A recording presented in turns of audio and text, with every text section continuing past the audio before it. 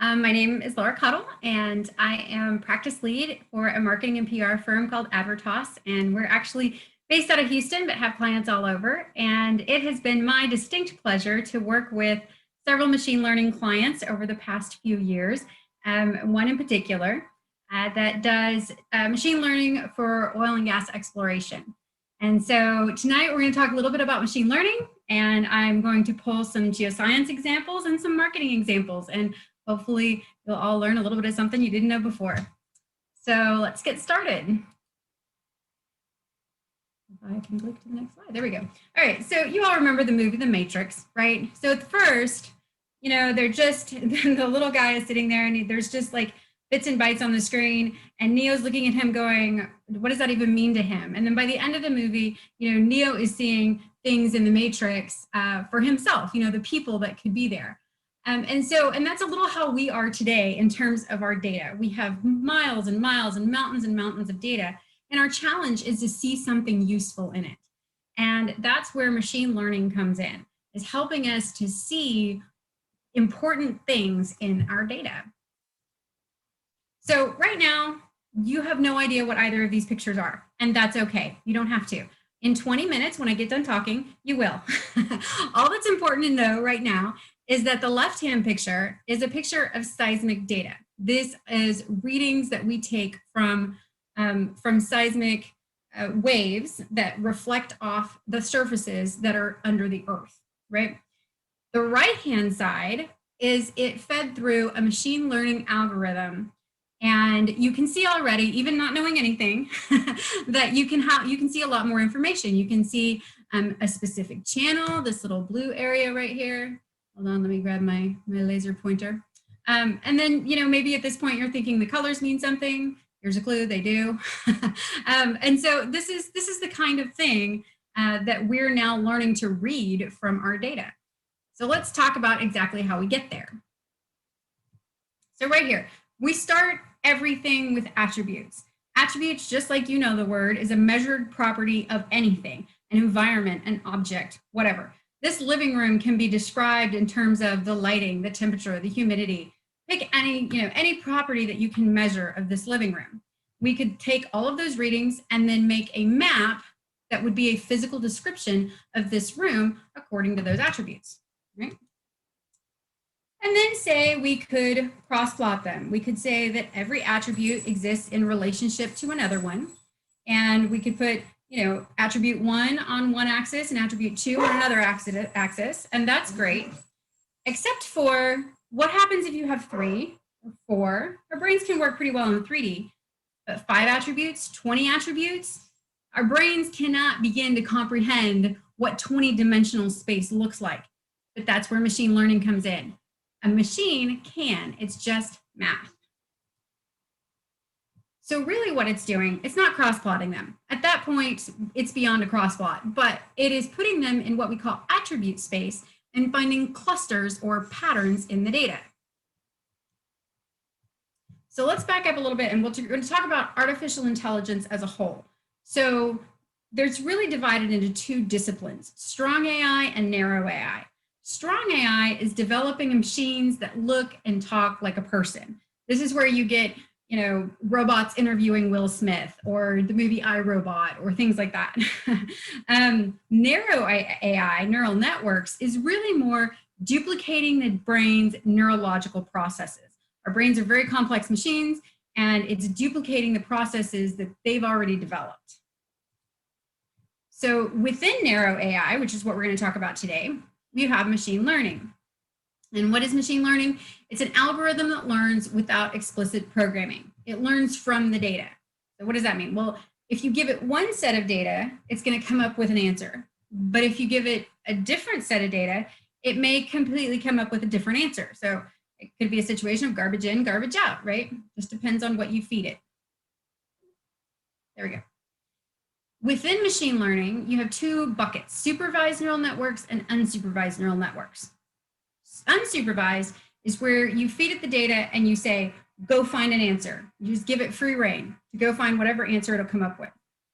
In supervised neural networks, you give it both the data and the right answer.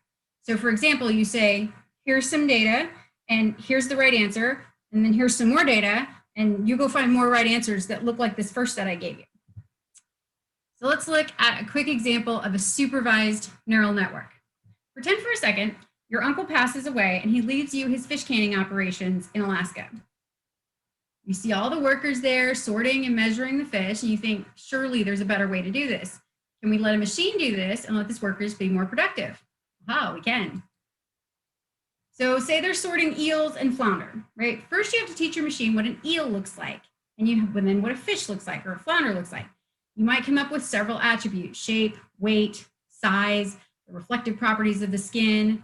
And then you send a bunch of eels through and you say, according to these attributes, this is what an eel looks like. And you send a bunch of flounders through and do the same thing. And then you've trained your machine on what they each look like. And then you can send all the rest of your fish through, and it can accurately separate them into which type of fish it is. And then you know if it's eel or flounder. So that's an example of a supervised neural network. So let's talk about unsupervised neural networks for a second.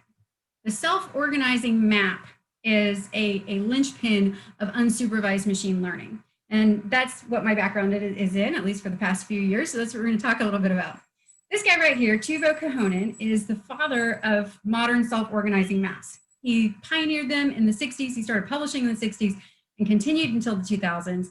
And his most notable work, his kind of definitive work on the topic, was his quality of life analysis across 117 UN countries across the globe. Now, this wasn't an analysis of the degree of the quality of life. It's just similarities one to another. So here's a list of his countries. You can see he's got 3-letter acronyms for them all here. He used 39 quality of life attributes to create a self-organizing map, which he then generated and looked like this. So closeness and similarity is by color. So you can see that the more similar the colors, the more similar the clusters are. Each of these little hexagons here represents what we call a neuron. And a neuron identifies a cluster in the data. It says there's an attribute pattern here that looks the same, right? And then it assigns a colored neuron to that cluster. So you can see here, Canada and the US are super, super similar. In fact, they're so similar, they're identified by the same neuron. Whereas over here, if you have Zimbabwe, Oman, Botswana, Kenya, they're in what we call nearest neighbor clusters. That is, they are similar enough to be next to each other, but they are dissimilar enough to each merit their own neuron. And so you can see from, on sort of a macro level, what is this? Belgium over here in this top corner is going to be the most dissimilar to Zambia down here in this bottom right corner, right? So you can tell how similar they are based on where they are in relationship to each other on this map. So let's talk a little about how we get to that map and how those neurons arrive at those clusters. So again, we cannot think in 39 dimensions. So my example here is going to be limited to 2 attributes because I can put 2 attributes on a slide. And I'm also going to limit this to 2 neurons. We have neuron A and neuron B. Again, for simplicity, I cannot think of a world where you'd only have 2 attributes and 2 neurons, but again, this is what I can put on a slide. Normally, the number of neurons would be more like 64 or 100 or 142, like that. You would really try to, and that's up to the user to set, like the person doing this analysis would say, well, how many clusters do I think are in my data? And try to match the neurons appropriately. At any rate, so originally, the placement of these is random. And this is what we call attribute space. The computer has put these in attribute space. And it looks around and it starts with the first point, data point 1. And it says, what neuron is closest to data point 1? And it says, A is. So A goes along to 30% of the way to point 1. We call it the winning neuron. Now, in the beginning, it's cooperative. You've got this radius around the neuron, and it says everybody that's within my radius is going to come along with me a little bit. So since B is very close, it's going to come along with A a little bit. We call it the nearest neighbor radius. We go to point 2, neuron B is the closest, so it moves 30% of the way to point 2. and A comes along with it a little bit. Okay, it's important to note at this point that neurons move and data points don't. Data points always stay in their place, and it's the neurons that are moving to find the clusters. And for every scan of the data that's done is called an epoch, like E-P-O-C-H, epoch. And they're going to continue to move until clusters are formed. And for each time, like for each epoch, the neighborhood radius decreases, and it decreases the effect of the cooperative learning. So at a point, A and B are moving independent of each other, and it switches from cooperative learning to competitive learning. And so they're moving independent, but they're always still moving 30% of the way towards the data point in question. And at the end, you get something that looks like this, with a neuron representing each cluster. So you have A representing this cluster up here, and B representing this cluster down here. Now let's pretend for a minute that this is a different data set, and we have this one point that's way out yonder. We say it has a low probability, and that can be a good thing because that might be the one point that we're looking for. So in oil and gas, when we're looking for hydrocarbons underground, often, especially here in Texas and in other parts of the US, the oil and gas itself shows up as having low probability. It's the point off the curve. It's the thing that's weird. And so we call these DHIs, direct hydrocarbon indicators, and DHIs show up as having low probability. So just because it doesn't fit nicely in a cluster doesn't mean it's bad. Sometimes that's the one thing we're looking for. So when you're all done, this is what it looks like. So on the left, we have a picture of seismic at the well. And then on the right-hand side, we've got the SOM results along that well bore. So you can see already that it's much easier to see the classifications. It's much easier to see the clearly delineated differences in the properties of the rock as you're going down. Now, the results are not going to tell you what the neuron represents. It's up to the interpreter to know what the attribute pattern means. But when the interpreter knows their attributes and knows what that attribute is telling them, then they can see patterns and they can determine that, oh, this collection of attributes tells me that it's sand or that it's shale or that it's limestone. And so then they can apply their interpretation to the pattern classification that they see. So going back to our original picture up here, hopefully now it makes a little more sense. And I'm going to grab my laser pointer here. So here's a view of this channel in 3D. The blue area here is a reservoir, like way a long way underground. And the colored neurons are identifying the similarities in attributes. So you can see these two, this purple and pink, maybe are very similar. Maybe they're a similar kind of rock, but they're somehow distinct. Whereas this brown over here is very, very different, right? And clearly this blue is very, very different. And so in that way, we get so much more information out of our data. It can actually go through and calculate the exact volume of the reservoir based on this pattern classification. So a little bit of transition. I had a marketing slide and I had all these ideas about how to present how we use it in marketing. And then I realized that all of the ways we use it in marketing yield very boring graphics. They yield tables and lists of people and things like that. And so it's very difficult for me to give you, a graphical example of how we use it in marketing, but it's just as relevant in how we use it to find people. So we're finding similarities between buying patterns to identify potential customers. We're automatically classifying our data. So we take out the manual effort. So for instance, if I go to a trade show and I get a dump of 2,000 names of people that have come by my booth, right? I've got to do something with that data now for it to be useful in the future. And prior to this, someone would have to sit down and look at all the registration info that someone put in and classify them in some way. This person is in drilling, this person is in engineering, this person is in geoscience, this person is in marketing, whatever. This person is a manager, they're a staff line, they're an intern, they're a VP, whatever. They would have to apply all these different classes to them so that later when I go back and I say, I want all the VPs offshore in the United States, that could render me a correct list of people. However, now with machine learning, we can do that in just a matter of seconds to classify people and make our lives much, much easier. We also can reduce marketing waste. So, in marketing, we launch advertising campaigns all the time, and there are 1,000 different media outlets that I can advertise through, particularly on what we call DSPs, which is, people that buy and sell ad space, basically. Because again, I only have 20 minutes, but we can real-time optimize the results of those advertising campaigns. Say an ad is performing much, much better on one thing, on one platform, we can optimize that. Typically it's not one would be easy to spot. It's finding the optimization effort between many different platforms that we're using for a campaign. But when we can do that optimization, it reduces our marketing waste on advertising on things that are not performing. So a little bit about that. So after all these examples, I have a video here that I put together a couple years ago for a conference.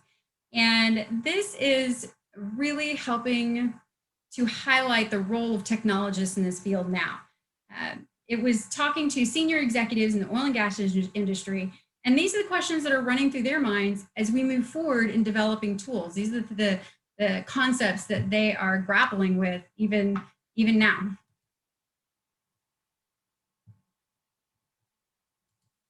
I can get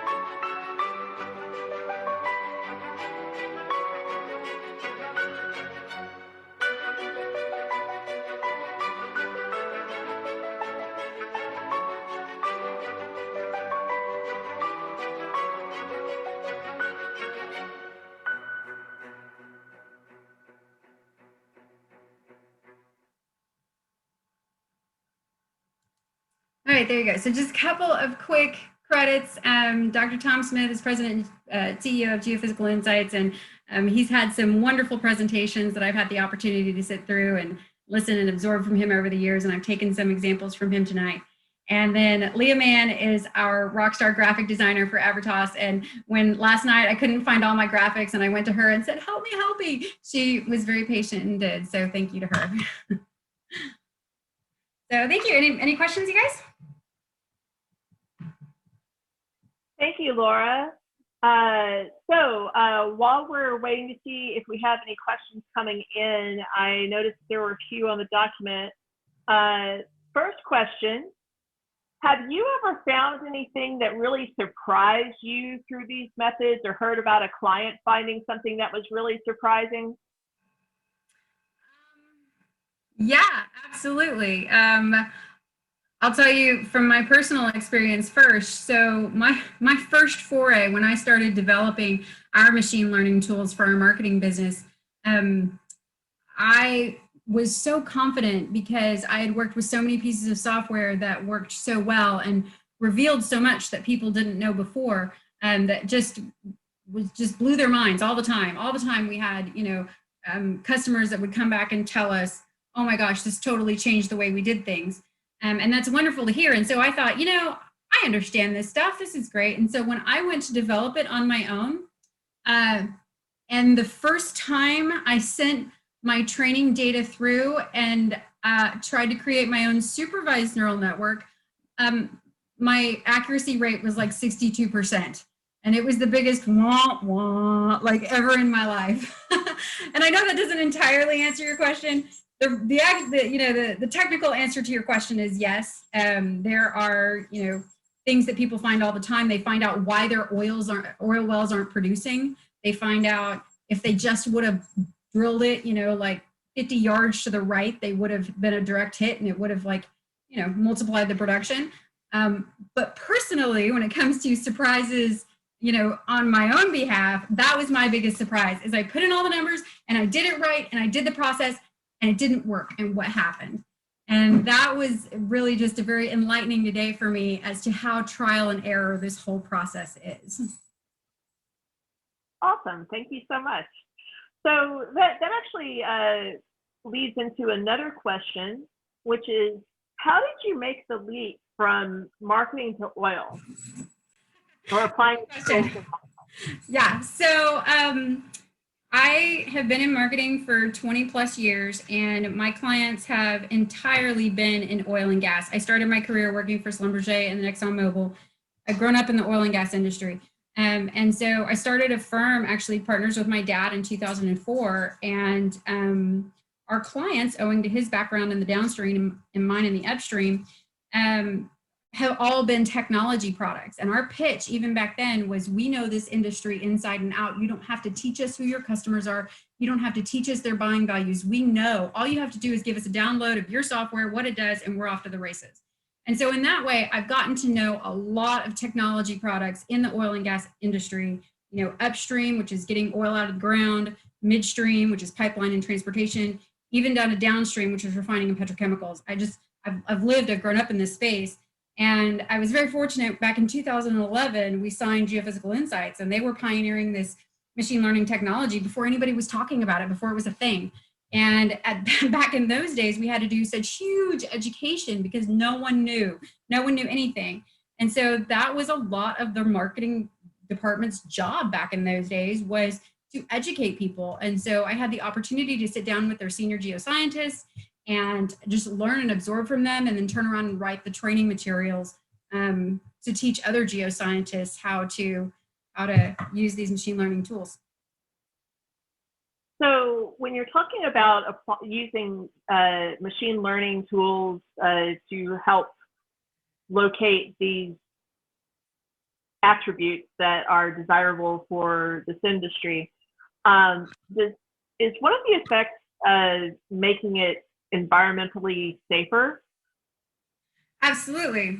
And there's a lot of machine learning applications that are going on in terms of finding oil and gas more environmentally safe, not just in terms of using machine learning to find oil more expedient and with lower risk. It used to be 10 years ago, we had a 1 in 10, 20 years ago probably, we had a 1 in 10 shot of drilling a producing hole when we drilled a well.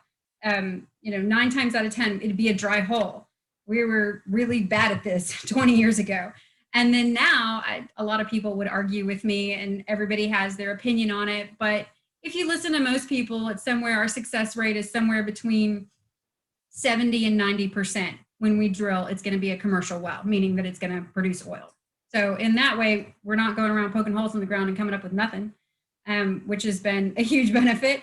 But also, they're doing some exciting things with deep learning, which is recognizing images, and they're using deep learning to find emissions, to find leaks of toxic chemicals and things like that. So that's pretty exciting too. All right, cool. Well, thank you so much for giving your talk tonight. And I see that you've got your contact info on this slide. So if anyone wants to follow up with you, they will be able to do so. And that's pretty gosh darn exciting.